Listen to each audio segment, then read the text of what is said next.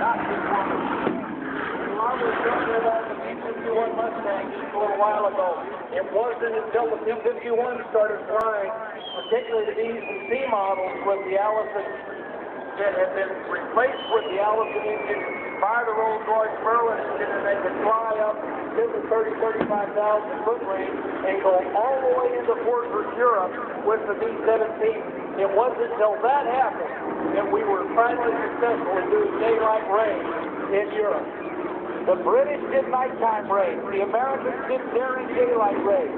There's the B-25 medium bomber high over top. You see the B-51 Mustang. The difference in the engines on every one of the airplanes you see flying here right now is that all of the radial engines, the B-47 and the B-25 and the B-17 and the B-24, all had air-cooled radial piston engines. The difference in the P-40 Warhawk and the Focke-Wulf FW-190, they were potent adversaries. Imagine, as Rob was talking about a few minutes ago, hundreds of these aircraft, literally, the sky turns black over Fort Worth, Europe. They'd be up about 30,000 feet early in the war, 11 men per aircraft. B-24s were a little faster, but they weren't nearly as good at handling as the airplane. So most of the pilots preferred the B-17 to the 24. But think about prowess. Think about the B-24s coming in 15, 20 feet off the ground. A lot of those aircraft, when they came back to their base in Sicily, had corn cobs stuck in the bomb bays of those B-24s as they went into Frankfurt and all of those bases in Europe trying to take out the gasoline supplies of the Germans. The B-25 typically carried a bomb load of around 3,000 pounds. It could travel at over 230 miles per hour and sometimes weighed as much as 32,000 pounds. The B-300 miles an hour at 25,000 feet, and it was cold up there. You know, you think about that because the guys were wearing literally insulated boots, heated boots. They had to plug them into the airplane, the gloves, the Mouton collar, flight jackets that we see so much of. It was even heavier than that because you had the windows open. You were shooting a 50 caliber out the side of the airplane. You were freezing to death.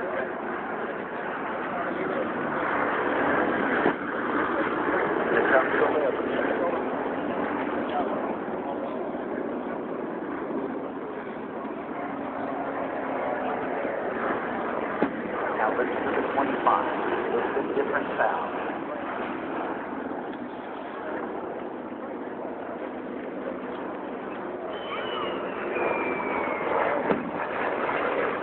Now at full power, that sound was so different. It was way louder with two engines than the B-24 and B-17 were with four engines because of the difference in those exhaust stacks. Exhaust what made a huge difference in the Pratt & Whitney engines that were in the 17 and the 24 and the right. And the P-40 Warhawk, ladies and gentlemen, Ray Kenny at the controls. That's got that liquid-cooled engine. Now here comes the P-47, built on Long Island by Fairchild. Tom Gregory, a round engine. And it was literally low to the tank. It was heavy, it was big, and the guys who were flying those friends. Now this Rolls-Royce Merlin, you can hear the difference between that 1,100 horsepower in the P-40 Warhawk and the 1495 or 1500, depending on what the configuration was. It had all the way to 1400. B-17, known as Thunderbird. This aircraft is available down, ladies and gentlemen, right down in Galveston, Texas, at the Lone Star Flight Museum. Go down and take a peek. They've got some great airplanes. And hey, listen, they're about to get the museum put back together for night. They got a lot of the airplanes all cleaned up. They're starting to fly some of them again. And it's just been a remarkable transformation that the folks from Lone Star have done with their airplanes after ice. Yes, indeed. Now, they're going to be leaving. We're going to continue to work our way into the Vietnam War era. But again, get your cameras from the one other thing about this Mitchell bomber. Not Mitchell, the Liberator coming in from the left. Take a look.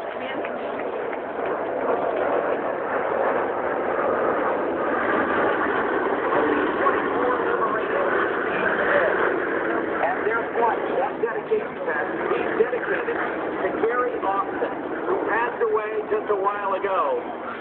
He was the head of commemorative Air Force maintenance, and he oversaw the restoration of the B-24 known as Diamond Will to the B-24 in its bomber configuration that we see right now. Old 928. You know, ladies and gentlemen, when the commemorative Air Force first got Diamond Will, it was really a cargo aircraft, and it